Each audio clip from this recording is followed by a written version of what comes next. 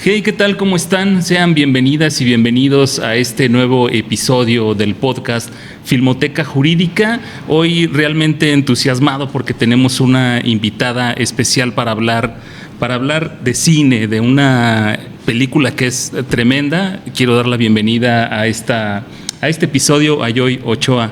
Joy, muchas gracias por estar aquí con nosotros. No, gracias por la invitación. Al contrario, y pues me acompaña como siempre Anuar Sosa. Anuar, ¿cómo estás? ¿Qué tal, Oscar? Muy bien, entusiasmados por este nuevo episodio. Sí, ¿no? Como saben, este podcast es justamente para hablar de cine y su relación con dilemas éticos, con temas jurídicos, temas de justicia, derechos humanos. Y hoy pues una gran película que tiene de verdad como muchas aristas, ¿no? Y se trata de La chica de la aguja. ¿Qué les pareció esta película, Joy? Pues creo que no es una película per se agradable, pero sí es una película que te marca un antes y un después en tu vida, y yo creo que esa es como el sello de cualquier gran película. O sea, eres una persona diferente cuando entras y cuando sales de verla, y también que invita a reflexionar y a cuestionarnos muchísimos temas, y eso creo que también es algo muy valioso que nos da el cine y ningún otro medio artístico puede comunicar de una manera tan poderosa. Justamente. Anuar, ¿qué te pareció La chica de la aguja? También coincido con Joy, y pues bueno, refleja en muchos aspectos lo feo, ¿no?, del lado humano. Es una película impactante que no es más o menos, comienzas a ver la película, piensas por dónde va, pero sin embargo ya más cercano a lo que es la conclusión, te sorprende de una manera brutal, ¿no? Y como dices tú, te marca mucho, y pues sí, no es una película, a veces no resultan tan agradable de ver temas tan fuertes, ¿no? Pero finalmente también el cine denuncia lo que pasa en la parte social, ¿no? Sí, justamente es una película, yo creo que muy redonda, ¿no? Porque te permite analizarla desde aspectos como jurídicos, como temas de derechos humanos, y tanto en lo cinematográfico me parece que es una película como muy completa, ¿no? Para decirle a quien no la ha visto de qué trata, pues está ambientada a finales de la Primera Guerra Mundial, en Copenhague, y trata de Caroline, ¿no? La historia gira en torno a ella, que es una trabajadora textil de pocos recursos, se acaba de quedar sin departamento porque no tiene para pagar la renta, sostiene una relación con el dueño de la fábrica para el que trabaja, y de ahí surge un embarazo. Como no tiene recursos para cuidar a su bebé, pues procura darlo en adopción con una mujer que le ofrece darlo en adopción, y desde ahí se desata una historia como muy siniestra, ¿no? Así es. Sí. Hablábamos, por ejemplo, como en asuntos de la pandemia, que cuando son asuntos, desastres naturales o acontecimientos desconocidos, saca lo mejor y lo peor de las personas, y creo que por aquí va, ¿no? Sí, definitivamente. O sea, y también creo que es una película que toca temas que siguen muy vigentes. O sea, por ejemplo, todo lo que tiene que ver con, no sé si podemos hacer spoilers. Claro, sí. Pero, por ejemplo, creo que uno de los puntos centrales de la película, que uno dijera, bueno, es algo tan doloroso y tan brutal, que diríamos sería el único punto como álgido de la película, pero en realidad hay varios, es cuando ella, en su desesperación, porque como mencionas, el director de la fábrica le promete que se va a casar con ella, y al final no. Entonces ella, por su propia situación, no le conviene, no quiere llevar adelante el embarazo, entonces intenta practicarse un aborto en unos baños públicos con una aguja, de ahí el título de la película. Entonces esto yo creo que sigue siendo muy vigente, sobre todo en un escenario en el cual en el mundo se están dando retrocesos muy importantes en torno a esos derechos. Y también, por ejemplo, algo que a mí me marcó mucho y que creo que no fue tan comentado de la película, pero yo creo que es igual muy importante, es todo el tema de los derechos de las personas con discapacidad. Por la situación de Peter, del esposo de Caroline, que como es expulsado de la sociedad, ridiculizado y humillado, inclusive por la propia Caroline, ¿no? Entonces eso también creo que es un punto importante, y que pese a que lo vemos como un escenario lejano, en realidad son situaciones que siguen ocurriendo hoy en día. Sí, el tema de Peter, que viene de la guerra, ¿no? Y queda desfigurado del rostro, derivado de una lesión, de un ataque que tuvo, y y que muchos lo llaman incluso hasta monstruo, ¿no? Porque lo ponen como en un acto circense. Pero no sé ustedes cómo ven el manejo que le da ahí el director. Pues creo que lo maneja de una manera muy realista, ¿no? En esa época es muy conocido, ¿no? Finales del siglo XIX, que desgraciadamente las personas que tenían alguna amputación o tenían alguna deformación congénita, pues el único lugar a veces donde encontraban trabajo, ¿no? Era en los circos. Está muy romantizado esta del Gran Show, ¿no? Con Hugh Jackman, pero realmente fue un empresario que sí en su momento pues les dio trabajo, y muchos de esos que tristemente les llamaban fenómenos, ¿no? Tienen acogida y empiezan a hacer una riqueza, ¿no? Hay algunos casos como Tom el enano, y pues también creo que también se refleja en otra película de una manera más cruda, en Fenómenos, de Todd Browning, ¿no? El director de Drácula. Sí. Y en esta pues obviamente creo que es también, yo creo que es una visión, como es de Europa, tiene una visión, creo yo, incluso hasta un poco más cruda, ¿no? No es tan melodramática, sino que es más cruda, y refleja obviamente cómo o sea, finalmente él es explotado, ¿no? Por esta deformación, pero al mismo tiempo cómo se burla, ¿no? La sociedad, ¿no? O qué tan cruel puede ser el público. Sí, sí, adelante. De este punto, aquí como datos curiosos de derecho, este punto creo que nos ayuda a retratar de manera como muy, como dice Anuar, muy realista uno de los momentos de lo que conocemos como el modelo de la discapacidad. Entonces, por ejemplo, en la antigüedad teníamos el modelo de la prescindencia, que era que las personas que nacían con alguna discapacidad eran completamente expulsadas del núcleo social o eran recluidas, por ejemplo, en monasterios, y de ahí no había ningún tipo de contacto, eran como una, por así decirlo, una muerte civil, o sea, no existían, no tenían derechos para nada.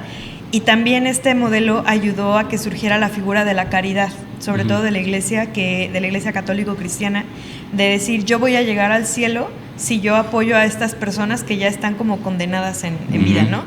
Y luego del modelo de la prescindencia, después de las grandes guerras mundiales, la primera y la segunda, viene un nuevo modelo que es el modelo médico, que yo creo que se retrata mucho en este caso en específico, porque mandan a los hombres a la guerra y regresan obviamente con lesiones de guerra, y es aquí cuando la sociedad adopta una actitud diferente, pero no así menos nociva, que es nosotros los vamos a recluir ya sea en psiquiátricos, porque venían como con todo el trauma, estrés postraumático de la posguerra, o se dio también el auge de las prótesis, que es lo que vemos también en el caso de Peter, ¿no? De que tenía la prótesis de su cara, y eran prótesis muy como rudimentarias, por así decirlo. Entonces ahí no estaban siendo integradas a la sociedad como tal, y no se les agradecía el servicio que habían prestado como en la defensa de su país, por así decirlo, si le podemos llamar a eso una excusa de la guerra, pero sí eran, y hasta el día de hoy lo vemos, o sea, eran personas que sufrían un daño irreparable en su integridad física, y en vez de ser recompensadas o retribuidas de alguna manera, eran o aisladas en hospitales especialmente establecidos para esos propósitos, o como mencionaron, o eran orilladas a trabajar en oficios que eran humillantes y degradantes, como por una explotación de esta como fascinación muy cruel que tiene la humanidad, como por burlarse de lo diferente. Entonces ya después del modelo del médico empieza el modelo social de la discapacidad, que es el que vivimos hoy en día. Idealmente, aunque ahorita les cuento por qué no, realmente no vivimos en el modelo social de la discapacidad, que ya no ve las diversidades funcionales de las personas como algo malo, sino como parte de la diversidad humana, que es precisamente lo que nos hace ser quienes somos. Y aquí entonces empieza a dejar de ver a las discapacidades como de algo mal en la persona, sino como una barrera a la que la persona se enfrenta. Entonces el modelo social de la discapacidad tiene una idea muy bonita que dice como no veríamos malo o no veríamos como un obstáculo, por ejemplo, andar en silla de ruedas si todo el mundo tuviera rampas. Entonces, y ahorita, por ejemplo, el tema sobre todo con los veteranos de guerra, que en primera, pues a mí las guerras se me hacen absurdas en cualquier tipo de connotación, pero lo seguimos viendo hoy en día. Por ejemplo, vamos a Estados Unidos y vemos personas en situación de calle, personas que son dependientes de sustancias, etcétera, y que son veteranos de guerra y que no tienen esta atención por el Estado y que son abandonados por la sociedad, no nada más por el Estado, sino por la sociedad en general, sus familias, etcétera, o sea, sin redes de apoyo. Y eso también creo que lo retrata la película, cómo Peter sufre rechazo no nada más de su esposa, que es su núcleo más cercano, sino de el mundo en general. Y que además en este entorno, como lo hablábamos, siniestro, que tiene hasta como sus propios toques de película de terror, él es como el, digamos, el más empático, ¿no? Al que llaman monstruo en algún momento en el circo, él es el que se muestra quizá mucho humano, más empático, mucho más humano, porque incluso en algún momento determina el cuidar a una bebé que no es de él, ¿no? Claro. Sí, y eso pues muestra, yo creo, como en muchas películas, ¿no? Que como en La forma del agua, ¿no? Que finalmente la monstruosidad, ¿no? A veces no está en lo diferente, sino está a veces en uno mismo, ¿no? Sí, claro. Así es. Y me parece que una de las cosas que hay que destacar aquí es que esta película está inspirada en hechos reales. Sí habla de una... Quizá lo vamos a spoilear, pero me parece que es necesario decirlo. Que habla de una mujer que ofrecía tener en adopción a bebés que no eran de ella, y en realidad lucrando con la desesperación y la necesidad de otras mujeres que necesitaban dar a sus bebés en adopción, pero los mataba. Y esto ocurría a finales de la Primera Guerra Mundial, y que se habla incluso de que llegó a matar casi hasta 26 bebés, ¿no? Sí, ya fue basada en un caso real, ¿no? Este personaje. Y pues creo que es de las primeras asesinas seriales incluso, ¿no? Sí.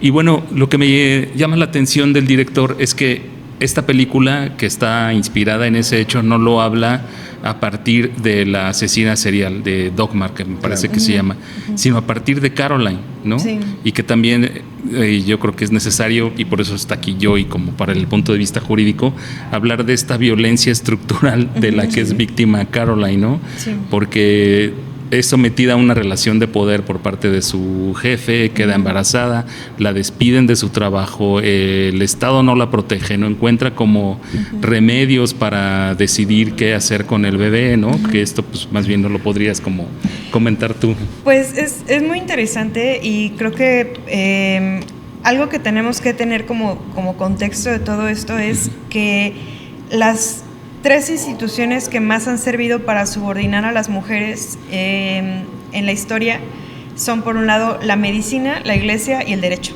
Entonces, aquí vemos, no hay ningún ejemplo, yo siempre lo digo, no hay ningún ejemplo en el cual podemos ver estas 3 instituciones en acción para violentar, que en el tema de los derechos sexuales y reproductivos, en este caso en el aborto. Justo. Entonces, esta es una película que lo podemos ver pues a finales de la Primera Guerra Mundial, hace muchos años, pero son cosas que siguen ocurriendo. Entonces, algo que seguimos viendo nosotros y que es algo que no se ha rebasado, es que el aborto, como lo dice Marta Lamas, una feminista que a mí me gusta mucho, ella menciona, el aborto es un evento más en la vida reproductiva de las mujeres. Nadie aborta porque quiere, o sea, es o porque te falla el método anticonceptivo o porque no conoces un método anticonceptivo, que era un poco, yo creo que de las 2 situaciones en el caso de Caroline, porque pues en ese momento de que hablamos de educación sexual integral, por ejemplo, o de acceso a anticonceptivos, o sea, no había nada, ¿no?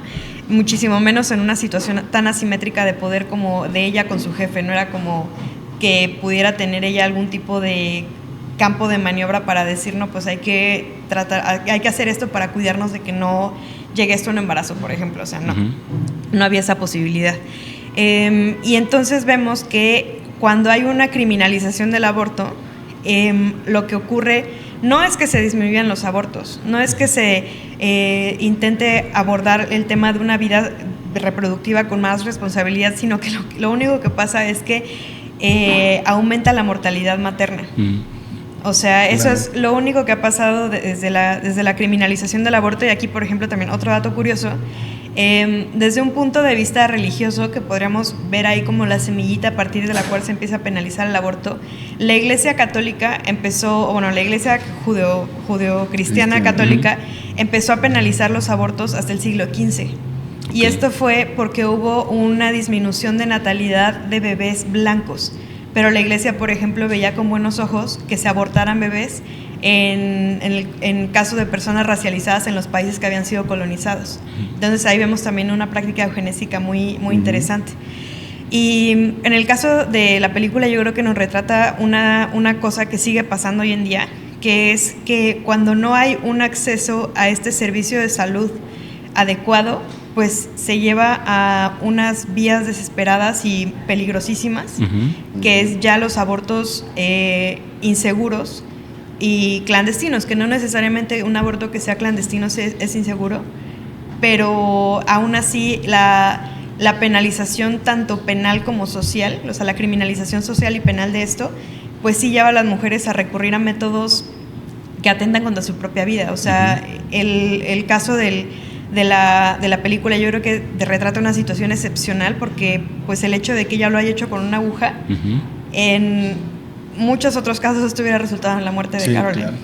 Entonces eso también creo que es importante verlo, y por lo cual no es algo tan sencillo como decir, pues, ¿por qué no son más responsables o algo por el estilo? Porque al final del día vemos que todos los factores están en contra de quien quiere ejercer este derecho al final de cuentas. Sí, y es lo que hablábamos, como de esta violencia estructural que en realidad pues están desprotegidas, ¿no? Y que de eso también dejan la impunidad a Dagmar, o sea, porque hace con los bebés pues este acto ruin de matarlos y quedar en la impunidad, ¿no? ¿Cómo ven ustedes el manejo de este tipo de escenas? Porque no es como de violencia explícita, ¿no? Lo que hace el director con esto. Pues yo, mira, como en muchas ocasiones he dicho, por ejemplo en la animación, entre menos muestres creo que te deja más a la imaginación. Sí. Y es mucho más poderoso el poder de mostrar algo tan violento. También yo ahorita quería agregar algo a lo que había dicho yo. Sí. Que realmente aquí todo también empieza por un matriarcado muy fuerte, ¿no? O sea, la razón por la que Caroline no es aceptada como en el círculo del esposo es porque la misma mamá, ¿no? Es la que le pone un tope al hijo y dice, no, o sea, esta niña no va a entrar porque no es nuestro estatus social, etcétera. Y cómo pues ella misma, ¿no? Ocasiona todo. O sea, es muy inhumana un poco la mamá, ¿no? Del dueño. Y en esta parte que dices cómo se muestra la violencia, creo que lo muestra de una manera muy muy sutil, ¿no? Aunque en ciertos momentos es impresionante, porque te dejan muchas cosas a la imaginación, ¿no? Y ya más adelante pues narran a lo mejor de otras atrocidades que finalmente, como están fuera de pantalla, pues el poder de la imaginación a veces es mucho más fuerte, y creo que eso fue algo muy certero por parte del director, porque cuando muestras demasiado ya llegas como a estos grados como un poco gore, ¿no? Y finalmente no es un terror gore, entonces pues lo maneja de una manera muy sutil, ¿no? Sí. Muy elegante. Yo difiero un poquito. Yo, más que matriarcado, yo creo que, por ejemplo, sobre todo el caso de Dagmar también nos muestra otra cosa que nosotros vemos en el derecho, que es que, aunque no estoy minimizando la atrocidad de los crímenes que estaba cometiendo, pero la realidad es que las mujeres, cuando se salen de estos roles, o sea, por ejemplo, cuando una mujer decide abortar y se sale del rol de ser madre, es muy castigada y más estigmatizada que un hombre. Y, por ejemplo, en el caso de Dagmar, que era la asesina de bebés, vemos por un lado la impunidad, pero también vemos el escarnio al que se ve sujeta, o sea, cómo se inunda la sala de juicio de las personas allí como enardecidas. Y esto también tiene que ver porque se incumple con un rol que está tradicionalmente asignado a las mujeres, que es como, no hay nada que nos aterre más como sociedad que una mujer que asesina a sus hijos o una mujer que asesine bebés, porque va en contra de todo lo que nosotros creemos y consideramos sagrado. Y en este caso también muy curioso, porque es la situación de Dagmar, pese a que está basada en, o sea, decimos, ya sabemos que está basada en casos reales, pero es una situación súper recurrente. O sea, por ejemplo, aquí en la Ciudad de México tenemos un caso, bueno, de la década de 1940, también posguerra, de la Segunda Guerra Mundial más o menos, de una mujer que se le conocía como la ogresa de la colonia Roma, o la trituradora de angelitos, que era Felicita Sánchez, que ella, por ejemplo, hacía lo mismo que hacía Dagmar. Y el caso interesante de esto, y también ahí vemos cómo juega el patriarcado, es que a ella se estima que mató alrededor de unos 100 bebés Okay. Inclusive bebés que ella practicaba abortos clandestinos, pero además asesinaba bebés así como Dagmar, de ya les voy a buscar una casa con papás que los quieran y todo, y en realidad los asesinaba y desechaba a los cadáveres por el WC. Y aquí, por ejemplo, vemos cómo juega el patriarcado también, inclusive para perpetuar la impunidad de estos crímenes, porque a ella no se le procesó, o sea, ella no estuvo más de 3 meses privada de su libertad en una cárcel, porque su abogado negoció con las autoridades diciendo que o la dejan salir o nosotros hacemos pública la lista de mujeres que eran, por ejemplo, mujeres de políticos, mujeres de personas prominentes, y ustedes no quieren que esa información salga a la luz. Entonces ella al final de día, por todo el repudio que sintió, ni siquiera por remordimiento, porque ella dejó cartas póstumas explicando, pues se termina suicidando por una sobredosis de Nembutal. Entonces, y este caso, o sea, pasó aquí en la Ciudad de México, o sea, pasó no hace muchos, o sea, hay gente que sigue recordando el caso por lo atroz, y creo que también otra vez nos orilla a esto, ¿no? De que es al final del día, porque este caso sigue tan vivo en la imaginación pública, ni siquiera es tanto por la atrocidad de los crímenes, sino por la transgresión a los mandatos de género que se hizo en este caso y todo lo que eso conllevaba. Y creo que también por eso es tan impactante la película, porque nos mueve un miedo instintivo que tenemos súper arraigado y como desde lo más profundo de nuestro instinto de supervivencia, de que las mamás, las mujeres, nos deberían de proteger y no de dañar, sobre todo a alguien tan vulnerable como un bebé.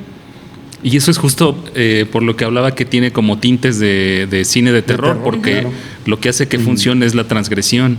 Y tan funciona que cuando la ves, o sea, no puedes decir, bueno, pero eso ocurrió en la Primera Guerra Mundial, ¿no?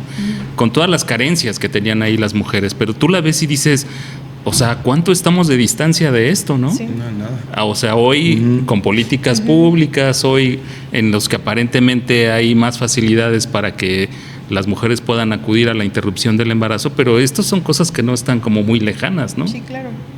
No, porque al final del día esos mandatos de género siguen vigentes, o sea, en cosas tan inocuas que uno nunca uno dice, no, estamos estirando mucho la liga al relacionarlas, pero vemos cómo el sexismo sigue vivito y coleando hoy en día, por ejemplo, en algo tan burdo como las declaraciones del Chicharito de que las mujeres deberían de limpiar, ¿no? O sea, cosas así. Y yo creo que el cine, por eso es algo tan transformador y tan revolucionario, porque con este tipo de historias, aunque parezcan lejanas, nos recuerda que no, que siguen, que pueden ocurrir y que han ocurrido y que son parte de del rompecabezas que forma la historia de la humanidad al final del día. ¿Qué les parece por ahí, y que me interesa saber como su punto de vista?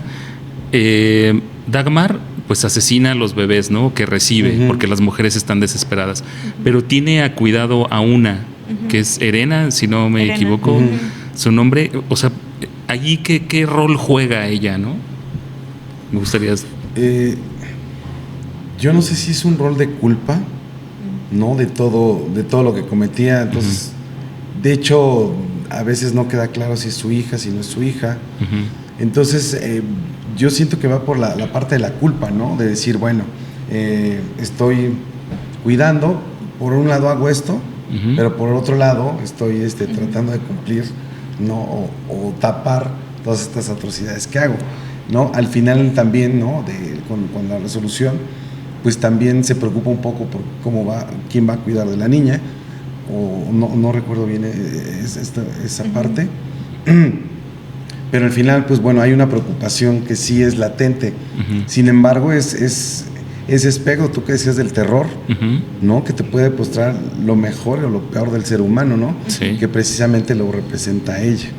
No sé, ¿tú qué opinas, Jay? Pues yo coincido, y también yo le daré una lectura quizás un poco más siniestra, que es que la niña también le servía como un instrumento para ganar la confianza de quien iba con ella. Claro. O sea, porque tú veías, inclusive esto sobre todo me lo evocó porque ya casi al final de la película, cuando llega la policía por ella que está tocando, ella, antes de que pase todo eso, como que trata de espabilar a Caroline y le dice como, vístete, te tienen que ver bien. porque si no te ven bien vestida van a pensar mal. Ujú. Y entonces yo creo que la niña también le servía como un prop, casi como para poder enganchar a sus víctimas gente. y dar ese tipo de confianza, porque ella ya lo veía de una manera, lo que hacía lo tenía, se escucha espeluznante, pero lo tenía racionalizado lo que Sí. hacía, como de esto es necesario. Y le dice a Caroline, nos tenemos que decir esto para poder seguir con nuestras vidas, ¿no? O sea, tenemos que aceptarlo, casi. Entonces yo siento que la niña, más que un afecto real, Era parte, ¿no? De todo el plan. justo, o sea, era alguien que le servía para eso. Y quizás sí había algo de culpa también, un poco como, esto lo veía un poquito el paralelismo también como con la situación de Caroline, como ella a su bebé la puede desprenderse de ella de manera muy fácil, o sea, como le pregunta a su amiga, ¿la querías? Y ella le dice, no la quería. Pero también cuando ella empieza a formar un vínculo con un nuevo bebé. Claro. Entonces yo creo que eso también pudo haber sucedido. Sin embargo, pues esas de las cosas que la película deja abiertas, y eso se me hace también muy interesante. Sí, de hecho también, o sea, en una interesante lectura, porque también lo había dado como en el sentido de la doble moral, ¿no? Como de Dagmar, como decir, o sea, estoy por un lado asesinando bebés, pero con ella tengo como intacto mi sentido humano todavía, ¿no?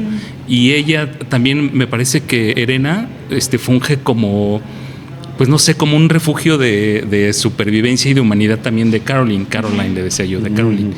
Porque pues la empieza a amamantar, ¿no? Y es como tener todavía sentido humano dentro de todo el entorno siniestro de Caroline. Y hay una escena a mí que me impacta muchísimo, que es cuando Dagmar le está enseñando a matar a los bebés, sí, a Caroline, y Erena se refugia debajo de la mesa, sí, ¿no? Sí. Y aún así toda aterrada, que no quiere escuchar, que no quiere darse cuenta, pero pues que al final, como dices, sí, pues tiene que seguir con esa rutina, ¿no? Sí. Es como, y que también queda ahí como ambivalente, ¿no? Un poco si la niña también ya empieza a tener como esas tendencias, ¿no? Sí, claro, o sea, sobre todo por esta escena de cuando Caroline está acostada con el bebé y Erena claramente le dan celos del bebé, y cómo ya sabe una niña tan pequeña, cómo sabe, cómo le voy a tapar la cara al bebé y lo voy a ahorcar, o sea, es algo que ella ya ve como por repetición. Y esto se da también mucho con una teoría dentro de sociología, que es la teoría transmisión intergeneracional de la violencia, que es que cuando un niño o niña está expuesto o expuesta a conductas violentas, es más probable que las repita después. Entonces yo creo que eso también es algo que vimos que estaba ya gestándose dentro de la dinámica de la familia. Abierto, ¿no? Sí. Pues no sé si hay como otros aspectos en materia jurídica y de derechos humanos que tú encuentres en la película, Joy. Pues lo del aborto está como ya lo hablamos, está muy bien planteado. También, por ejemplo, el tema de derechos de personas con discapacidad. Y yo nada más me quisiera detener otro poquito más en el juicio a Dagmar. O sea, de cómo el derecho penal es usado para castigar con muchísima mayor crueldad a las mujeres. Entonces, no alcanzamos a ver nosotros qué condena tendría Dagmar, pero sí vimos cómo empezaron a cubrir los periódicos el caso, cómo la describían así como la asesina de bebés, todo el revuelo que se hizo dentro de la sala de juicios, etcétera. Entonces, yo creo que la película da un mensaje ambivalente en un sentido, porque, por ejemplo, te muestra la historia de Caroline, de cómo ella tuvo que recurrir a una medida tan desesperada y tan peligrosa para interrumpir un embarazo que no quería, pero al mismo tiempo también te pone el otro lado de cómo hay esta mujer cruel que hacía de su oficio matar bebés. Entonces es un poco, se me hizo interesante porque muchos de los argumentos en torno, o más bien en contra del aborto, son precisamente esto, de pintar a las mujeres o a las personas con capacidad de gestar que deciden interrumpir un embarazo como asesinas. Y esto, pues, no hay nada más alejado que de la realidad, porque, a ver, es un evento más en la vida de una persona y no puedes equiparar a algo que está en gestación o en vías de supervivencia con una persona que ya está establecida y cuya vida ya va a ser afectada, porque creo que como sociedad nos gusta mucho señalar el dedo y decir como, sí, pues es una asesina y es lo peor que puedes hacer y es antinatura y lo que sea, pero al mismo tiempo no hay nada para permitir que estos bebés tengan una vida digna una vez que llegan al mundo. Y eso lo vemos también, yo creo que en la escena del orfanato, ¿no? De cómo vemos muchos niños como con las caritas sucias, en una situación como hasta eso no tan como deplorable como vemos en la mayoría de las significaciones de orfanatos, pero aún así vemos cómo sigue habiendo este abandono por completo de parte de la sociedad, del Estado, y esta doble moral, ¿no? Un poquito también. Entonces eso se me hizo también como muy interesante. Sí, y este tema de que se le juzgó diferente por ser mujer, no sé si podríamos hablar de interseccionalidad ahí, porque pues incluso Caroline, ¿no? O sea, en principio porque era mujer migrante. Sí. Ella era de Polonia y estaba de migrante ya en Dinamarca. Por ser pobre, por ser mujer, se le despidió por estar embarazada. Sí. E incluso pues a la propia Dagmar se le juzga diferente por ser mujer, ¿no? Exacto. No, y también, por ejemplo, en este caso, y yo creo que es algo como ya viendo el contexto de la película y una vez que, como dices, que tienes toda como la idea redondeada, también un poco de cómo a una figura que es secundaria por completo es a Jørgen, que es el director de la fábrica textil. Sí. O sea, cómo él ya no vuelve a figurar en toda la historia. Y es también otra cosa que pasa mucho en el ejercicio de los derechos sexuales y reproductivos y que es algo que no se quiere reconocer ni atender, que es una paternidad ausente.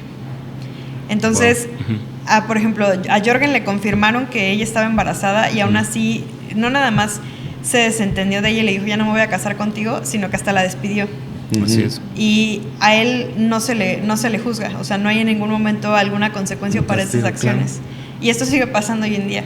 O sea, y en nuestro país esto es de las problemáticas más latentes. Y también otra cosa que mencionas ahorita como desde un aspecto de derechos, algo que también yo creo que toca mucho esta película es el tema de derechos de niños, niñas y adolescentes. O sea, porque, por ejemplo, esta idea de una paternidad no es en beneficio de la madre, que hay un padre ausente, es en beneficio del niño o de la niña. Sí. Y es algo que, y también, o sea, vemos una anulación por completo de la humanidad de los propios niños y de los bebés. O sea, cómo se pueden desentender de eso tan fácil y cómo inclusive en el caso de Dagmar lo pueden suprimir. Y al final del día creo que ni siquiera la condena era tanto por valorar la humanidad de los bebés, sino como por un morbo y un sensacionalismo que es algo que siempre acompaña este tipo de crímenes. Sí, y de hecho no lo recuerdo bien, pero me parece que hasta la propia Dagmar al momento del juicio lo dice, ¿no? Pues es que ¿qué quieren? O sea, no les pueden dar la vida a los niños que quieren o que merecen, y por eso pues hasta casi les estoy haciendo un favor. ¿no? Sí, claro. ¿no? Sí. Y bueno, también después de estos como aspectos jurídicos, porque sé que eres abogada, pero que también eres cinéfila, pues en realidad el manejo de la dirección y por supuesto de la fotografía, no sé si quieras comentarnos algo de la película. Pues se me hizo, visualmente es una película muy bella, creo que tiene tomas preciosas, tiene también, por ejemplo, estas escenas en las cuales hay como un montaje de las caras que se ven como para hablar de cuando ella tomaba unas gotas como que eran alguna especie de droga o de somnífero. Se me hizo muy, muy bonito, pero también algo que me gustó mucho de la película fue la sutileza. O sea, como mencionaba Noel, o sea, en las escenas más atroces no hay algo explícito y no hay algo como gore ni nada, como ni de slasher ni nada por el estilo, sino que hay se deja mucho el marco de la interpretación a la persona espectadora de qué es lo que está pasando, pero deja el mensaje muy claro. Sí. Y también eso se me hace una forma muy elegante de retratar algo tan atroz y también muy innovador, porque cuando se cuentan este tipo de historias siempre se tiende al sensacionalismo o a la exageración. Creo que la única otra película que he visto que tiene como una tonalidad, aunque en su propio estilo, similar a esta, en el sentido de no explotar ni con efectos especiales ni con escenas muy explícitas. Es una película de Felipe Casals que se llama Los motivos de luz, que es igual una película de una mujer que entra como, se va a entender como en un brote psicótico y asesina a sus hijos. Y esto, el estilo y el formato en el cual se cuentan este tipo de historias, creo que es lo valioso, o sea, es esa originalidad. Sí. Sí, me recuerda también un poco, por ejemplo, otra película mexicana que se llama Las Elegidas, que también pues como que reclutan a jovencitas para ponerlas a como trabajadoras sexuales, y no son explícitos esos encuentros, sino lo deja todo más como a la imaginación, que es como lo que hablábamos que ocurre en esta película, ¿no? Un poco mencionabas como a Dreyer, ¿no? Al principio, que te causa más terror si se lo dejas a la imaginación del espectador, ¿no, Anuar? Exactamente, y retomando un poco lo que decías, sí, y que incluso pues apela un poquito más como a este formato blanco y negro, y que es hasta cuadrado, ¿no? No es el actual formato cinéfilo de 16:9, sino hasta, ¿no? El más... Sí. Que lo hace un poco más documental, ¿no? Y sobre todo lo que tú decías, pues no es sensacionalista, ¿no? Porque creo que en este tipo de temas puedes caer mucho en el sensacionalismo o en el melodrama, y ya te alejas como de la razón principal. Y como algunos de ustedes lo decía ahorita, ¿no? La postura de la película no es por la asesina, sino por Caroline, ¿no? Que se ve afectada por todo esto, y lo hace de una manera, lo decías, lo hace muy elegante. Pero a mí también, por ejemplo, las tomas y esos... o sea, yo creo que la fotografía es clave porque te muestra el claroscuro, ¿no? Y juega con esa dualidad del ser humano, ¿no? Que eres blanco y eres negro al mismo tiempo, ¿no? Entonces, y aquí creo que no hay personajes grises, son blancos o negros, ¿no? Totalmente. Sí, justo. Entonces, eso es lo que aporta, creo, el director, ¿no? Y como dices tú, el no caer en ese tipo de sensacionalismos. Sí, la fotografía es muy bella. Decía por ahí un maestro de cine, cuando ocurrían este tipo de cosas, que era como la estética de lo monstruoso, ¿no? Porque te está contando una historia pues prácticamente de terror, pero a través de una estética como pues muy impecable, ¿no? Muy, muy bonita. Y por ahí incluso hasta como alguna referencia a la salida de los obreros de la fábrica, ¿no? De los hermanos Lumière, ¿no? Como más apegado, más referente a ese tipo de cine. Pues no sé si quieran aportar algo más de esta película. Bueno, yo nomás para retomar ahorita lo que estabas comentando, sí es curioso porque, por ejemplo, la lista de Schindler está en blanco y negro, Las cenizas de Ángel están muchas, ¿no? Películas, precisamente recurres a esa estética, aunque a veces también recurres a esa estética para, pues a veces hablar como de otra época, pero finalmente luego cuando quieres recrudecer, ¿no? Lo peor del ser humano, te optas por el blanco y negro. Por el blanco y negro. Y bueno, finalmente, que digo, yo sé que se tiene que contar mucho, ¿no? Pero vale mucho la pena verla. Si no es una película fácil, no es, a lo mejor no se la puedes recomendar a cualquier persona, pero creo que es un tema que abre sobre muchas cosas que están sucediendo hoy en día, sobre atrocidades como lo que acaba de pasar, ¿no? De un niño que por una deuda de $1,000 ves lo peor del ser humano. Y es increíble, ¿no? Que hayan pasado 100 años o cuántos años han pasado y seguimos cayendo en conductas así, ¿no? O sea, no es que no tenga esperanza en la humanidad, pero hay algo a lo mejor como sociedad que no está encajando para que seamos como mejores, ¿no? Así es. Pues yo también me sumo a la invitación de ver esta película. O sea, creo que estos espacios también de discusión son muy valiosos porque yo doy clases de derechos humanos, yo he trabajado con temas de derechos humanos, ya tiene muchísimos años que llevo en esto, y la verdad es que yo no he encontrado ninguna otra herramienta que sea tan efectiva para comunicar la importancia de estos temas como el cine. Porque el cine tiene un poder de trascender más allá de la pantalla y de detonar revoluciones. O sea, como hemos visto cómo hay películas que marcan un antes y un después históricamente, y yo creo que sigue siendo una herramienta muy poderosa de denuncia social, y esta película se me hace un ejemplo clarísimo de esto. O sea, quizás no es una película como como con la trascendencia o el impacto, por ejemplo, como La lista de Schindler o como, no sé, o sea, películas que han detonado ahora sí que revoluciones o que han servido de inspiración para algo como muchísimo, como con efectos muchísimo más abrumadores. Ajá, como la superproducción. Exacto, ¿no?